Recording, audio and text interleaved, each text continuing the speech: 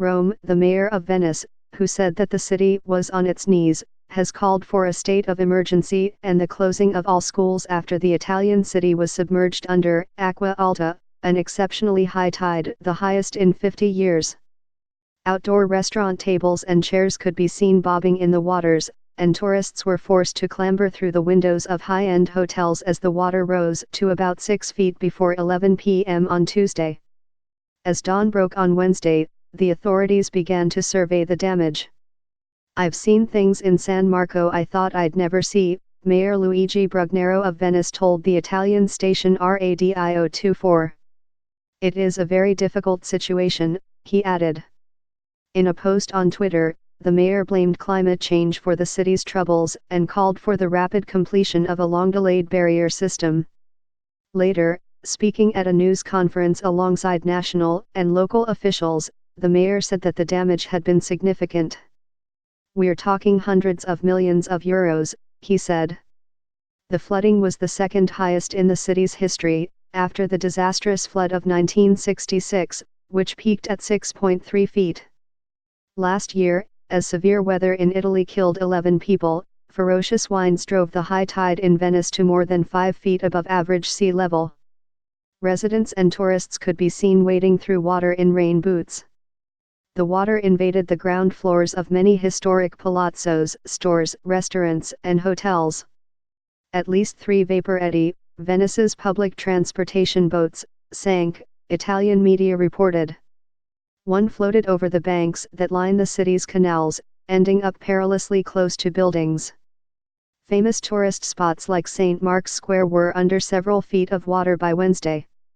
The crypt of St. Mark's Basilica was flooded by more than 3 feet of water, the Italian news agency ANSA reported.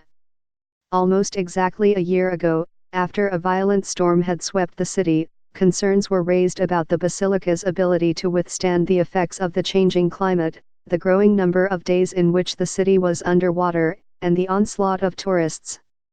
By Wednesday morning, the historic piazza was expected to be under 5 feet of water. "Venice is on its knees," the mayor said in a post on Twitter on Wednesday, with photos showing him walking through the basilica with the city's principal prelate, the Patriarch of Venice, Francesco Moraglia. At the news conference, the mayor said that, while wandering through the city, "I found people in tears because they had lost everything. If we don't want the city to be abandoned, we have to give certain answers.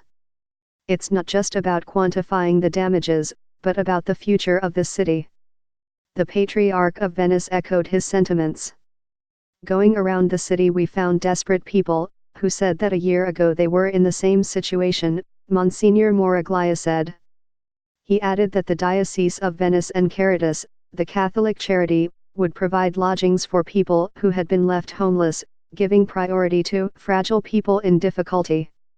"I hope the message passes that the city has been wounded, and that it can't be wounded each year in the same way," the Patriarch said. The newspaper Illinois Gazzettino, under a banner headline, "Acqua Alberta Fear and Anger in Venice," described the city's residents as barricaded in their homes. The home page of the city's website bore no good news. More high water was expected in the coming days.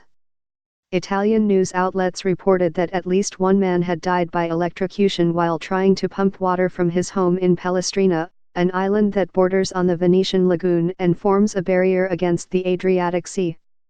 Mr. Brugnero said the situation in Palestrina was critical because the water had overwhelmed sea walls. "We can't get the pumps to work because they are underwater," the mayor said.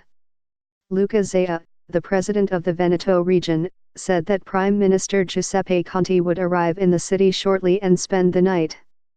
Venice has also long struggled with over-tourism, as officials have tried to prevent colossal cruise ships from docking on the city's main canal after a series of accidents involving vessels that came in too fast.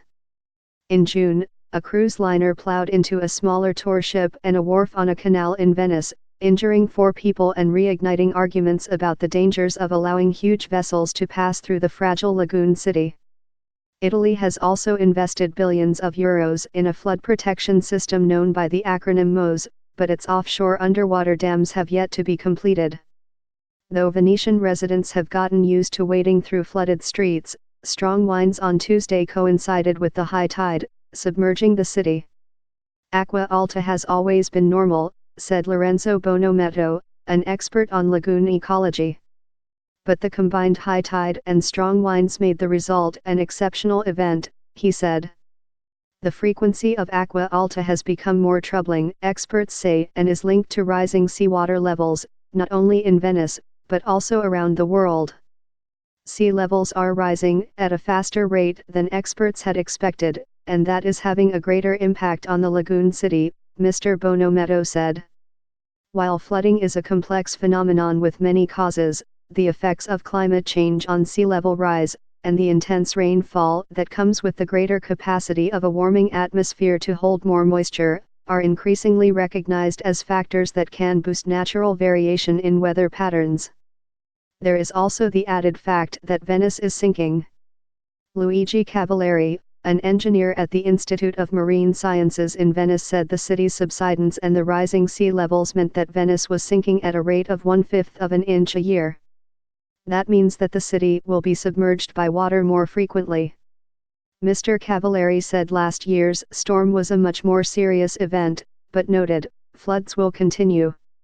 Had the flood system been operational, he said, the city might have been spared. Hopefully, it will be for the next flood. Mr. Brugnero, the mayor, said a completed MOSE project could have averted the disaster. It is scheduled to be operative from 2022, but that flood barriers were just one element of a complex system. And other elements necessary for the health of the lagoon, such as for the navigability of the canal, were still incomplete. We need resources and clear ideas, he said. For now, MOSE is a ghost. We want to see it finished. John Schwartz contributed, reporting from New York.